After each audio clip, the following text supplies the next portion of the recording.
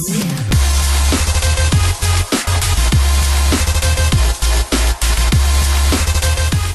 you're looking to buy some FIFA 13 Ultimate Team codes, be sure to check out the link in the description for a very trustworthy and fast delivery website. What's up lads, Josh here, and welcome back to another episode of Ribery's Road Scorer. This is episode 2, and first of all guys, I want to start off by saying a massive thank you for the support you've shown on episode 1.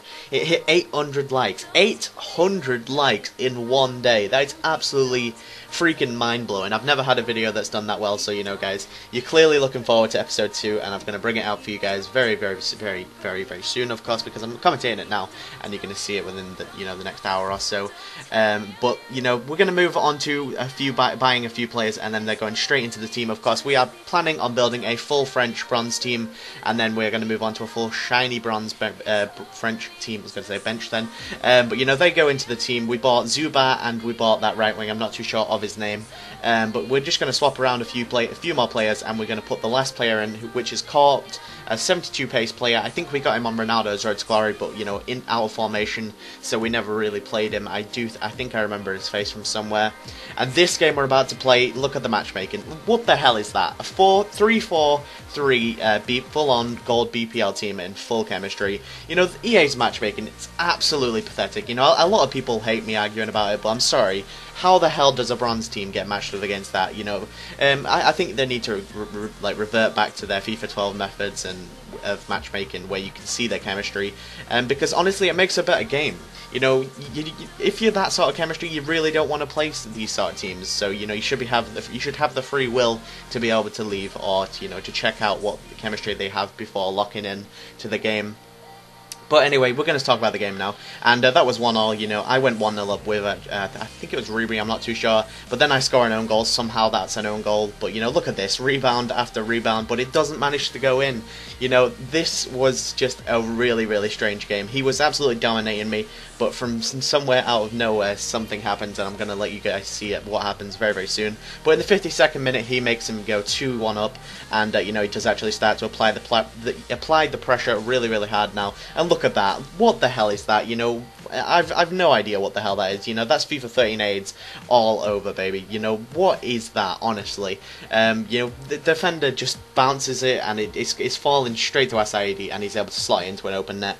But Ribery in the 62nd minute is actually there, and he's made a nice little skill move. I'm not too sure what that skill move is. Somebody told me on the last series, but I've honestly forgot. But that made it 3-2, and then he gets a David Luiz long shot. Look at that, pausing, freezing, lagging all around, but it does manage to go in. It's quite a nice long shot, but that is pure luck. He's just gone for a long shot, and it does actually go in.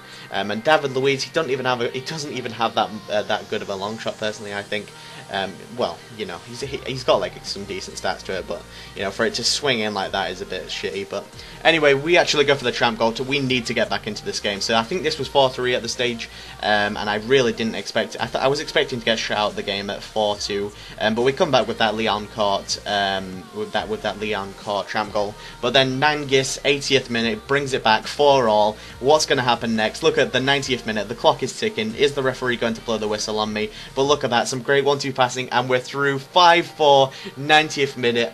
Cora, the guy, our right wing, makes his debut, and he scores, and we actually win the game 5-4 against a full-on strong BPL team. I've never wanted to win a game so much more than this game that we just played. It was absolutely phenomenal. He was a good player, but I guess I was a little bit better than him with this bronze team. I was just passing it around, passing and moving, and then once, waiting for that little bit of space to open up through his defence, and then I was going to slide through and hopefully go in and score. So we won that game 5-4, absolutely amazing game, and we go on and buy a goalkeeper called Cater, I think his name is. I was going to buy that guy or the other guy, so I did decide to go for Cater, and then we go for another CM buy to get the chemistry even better, and it is Mozika from Scunthorpe. I am from Scunthorpe as well, guys, so it's quite a cool signing to get personally.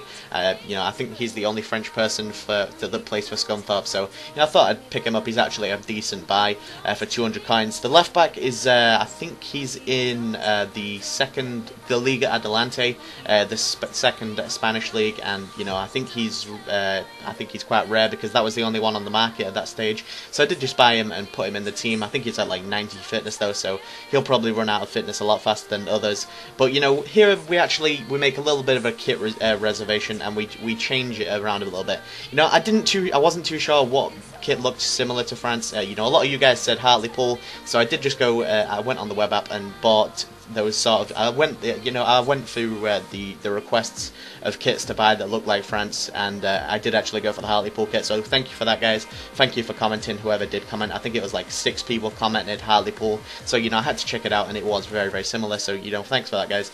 And into the next game, I look at that matchmaking aids all over again, full gold Serie A team, and this guy was a very, very good, very good player. Sorry, I was going to say a very good team, but his team wasn't that amazing, but he was a decent player himself. But he was a bit of a cock. I'm not gonna lie.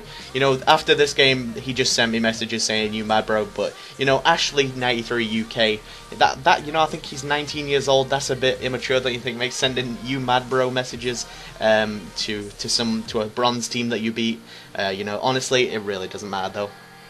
But that was 2-1 Nangis, and I couldn't do anything to this guy. He had a really good team. He was a good player, but unfortunately, look at this. This sums him up all in one, and look at that. Shushing a bronze team in the 87th minute when he makes it go 3-1 up. But, no comeback was to be made, so I thought I'd just cross it in and hit and hope. And look at that, we even hit and hope, and we hit the post, and that was 3-1, and it finishes 3-1. So that kind of sucks to get another loss, but honestly, guys, I cannot help this. The matchmaking, it is all EA's fault. If I could, play some other bronze teams with gold players in it, I'm sure it'd be a much better game to watch. But while EA's matchmaking is still there, I can't do anything. But getting wins is a lot harder than a lot of people expect. But anyway, guys, that has been the episode. Hopefully you've enjoyed it. Let me know by leaving a like rating. Let's go for 500 likes again. That'll be amazing. Subscribe if you're new around here. Follow me on Twitter, OutRoGamer94. And apart from that, guys, I'll see you guys soon. Bye.